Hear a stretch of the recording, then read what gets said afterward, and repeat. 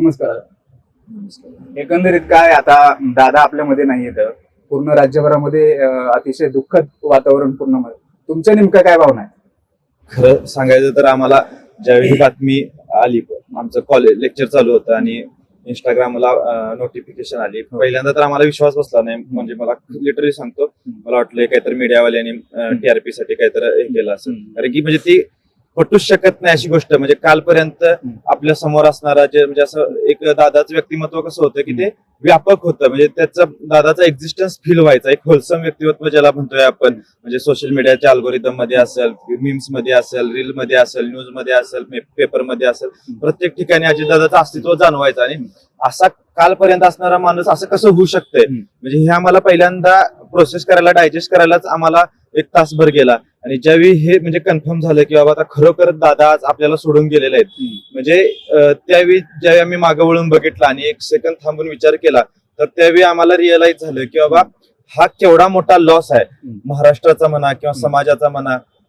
जर दादांच्या योगदानाबद्दल बोलायचं झालं, म्हणजे दादांना जे स्वतःबद्दल जे म्हणायचे किंवा दादांची जी ओळख होती की कामाचा माणूस, तर दादांचा जो कामाचा व्याप होता, म्हणजे आज जर आपण बघितलं तर पूर्ण भारतभरात एक आयडेंटिटी पॉलिटिक्सचं वातावरण आहे किंवा पूर्ण भारतभरात म्हणजे जगभरात कुठली तरी एखादी आयडेंटिटी घेऊन त्यावर पॉलिटिक्स करणं, मध्ये भले कास्ट असेल, लँग्वेज असेल किंवा रिलीजन असेल किंवा रेस असेल, कुठली एक आयडेंटिटी पकडून.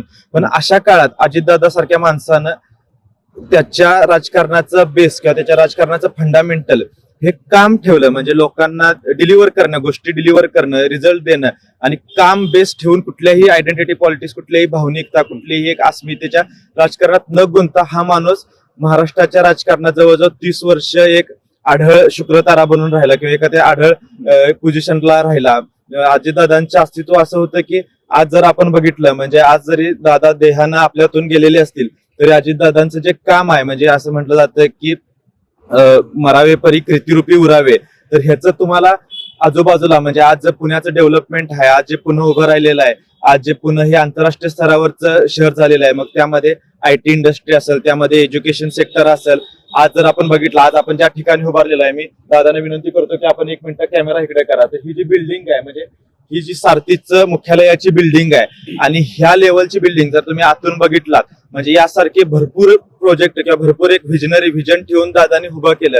आज आम्ही जर एक विद्यार्थी चळवळीत काम करत असताना विद्यार्थ्यांचे प्रश्न घेऊन असेल किंवा सारथीचे प्रश्न घेऊन असेल, आम्हाला माहिती होतं. म्हणजे काही वेळा आम्ही मान्य करतो की काही वेळा दादा एक सत्ताधाऱ्याच्या भूमिकेत असल्यामुळे आणि आम्ही चळवळीच्या कार्यकर्त्याच्या भूमिकेत असल्यामुळे आम्ही भरपूर वेळा दादांवर कठोर टीका केली किंवा भरपूर गोष्टी, पण आमचा उद्देश हा असायचा की बाबा विद्यार्थ्यांना जास्तीत जास्त गोष्टी कशा मिळतील, युवकांना जास्तीत जास्त गोष्टी कशा मिळतील. पण ज्यावेळी आम्ही दादांवर टीका करायचो किंवा दादांकडे एखादी गोष्टीची मागणी करायचं, त्यावेळी सुद्धा आमच्या बॅक ऑफ द माइंड आमच्या मनाला माहिती होतं की 2 गोष्टी, एक तर ही गोष्ट दादाच करू शकतात आणि दुसरी गोष्ट की दादा जेवढं करता येते तेवढं मॅक्झिमम करतायत. सारथी संस्थेसाठी असेल किंवा विद्यार्थ्यांसाठी असेल किंवा लोकांसाठी असेल, म्हणजे ह्या सगळ्या गोष्टी होत्या. दादांबद्दल कृतज्ञता पहिल्यापासूनच होती मनात. आणि आज दादा गेल्यानंतर म्हटलं जातं की बाबा महाराष्ट्रात तुम्हाला मोठं होण्यासाठी मरायला लागतं. मग आज खऱ्या अर्थानं दादांची गरज काय होती, म्हणजे दादा गेल्यानंतर ना आज ते जाणवतंय आपल्याला की दादांची गरज काय होती किंवा दादा काय करून गेलेले आहेत. आज जर आपण पिंपरी चिंचवड मधले रस्ते बघितलेत किंवा पुण्याचे जे प्लॅन म्हणजे नंतर एक्सटेंडेड जे पुणे आहे, तर त्यामधले जे प्लॅन्ड डेव्हलपमेंट आपण जर बघितली, तर ह्या पाठीमागं कुठंतरी दादांचं व्हिजन आहे. आणि फक्त टाउन प्लॅनिंग मध्ये नाही, फक्त अर्बन प्लॅनिंग मध्ये नाही, तर दादांसारखा असा एक नेता होता की जो चतुरस्त्र होता. म्हणजे असं कुठलं क्षेत्र नव्हतं की ज्या गोष्टीबद्दल दादांना व्यासंग नव्हता किंवा त्याचा अभ्यास नव्हता. म्हणजे ते भले सहकार क्षेत्र असू दे, ते भले अर्थकारण असू दे, ते भले ग्रामीण अर्थव्यवस्था असू दे, शेती असू दे, उद्योग क्षेत्र असू दे, राजकारण असू दे, समाज व्यवस्था असू दे, म्हणजे कुठल्याही गोष्टीत दादांचा जो व्यासंग होता, दादांचा जो अभ्यास होता, तो सोशल एक्सपोजर मधून आलेला होता. तो काय असा 4 भिंतींच्या आत पुस्तक वाचून किंवा म्हणजे आर्टिफिशियल नॉलेज नव्हतं. ते लोक जमिनीवरचा दादा नेता होता. खऱ्या अर्थानं दादा हा महाराष्ट्राचा शेवटचा मास लीडर म्हटलं तर ते काही वावगं ठरणार नाही. आणि दादा असं आपल्याला सोडून गेलेले आहेत ह्याच्यासारखी कुठली आता वाईट म्हणजे खंत ती उणीव भरून न निघणार आहे.